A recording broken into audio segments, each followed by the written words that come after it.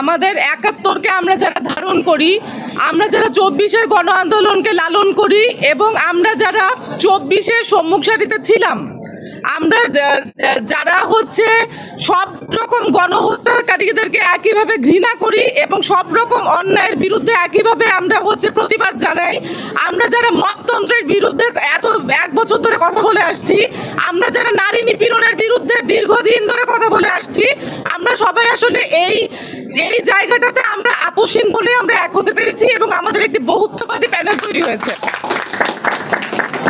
খুব সংক্ষেপে যে জিনিসটা বলতে চাই, আমাদের যে প্যানেল, এই প্যানেলে বিভিন্ন ধরনের সংগঠন আছে এবং প্রত্যেকটা সংগঠন এই দীর্ঘ ১৫ বছরের হাসিনা ফ্যাসিবাদী আমলের দুঃশাসনের বিরুদ্ধে কষ্টি পাথর দিয়ে পরীক্ষিত জনগণের বন্ধু।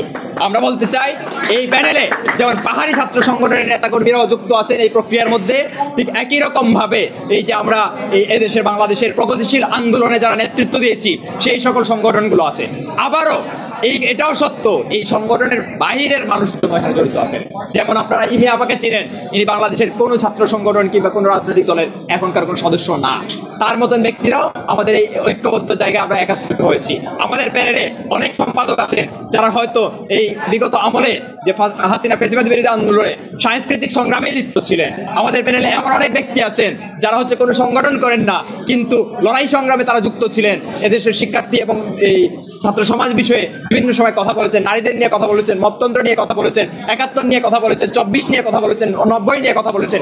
এই ধরনের ব্যক্তিদের এটা সমন্বিত একটা উদ্যোগ। এটা কোনো বামপন্থীদের প্যানেল না, এটা কোনো ছাত্র জোটের প্যানেল না, এটা একক কারো প্যানেল না, আবার ২৪, ৯০, ৭১-এর প্যানেল।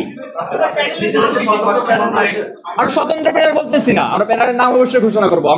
আমরা রাজনৈতিক ব্যক্তি, আমাদের রাজনৈতিক মোটিভ আছে, আমরা দেশের গণতন্ত্র প্রতিষ্ঠা করতে চাই, এটাই আমাদের উদ্দেশ্য।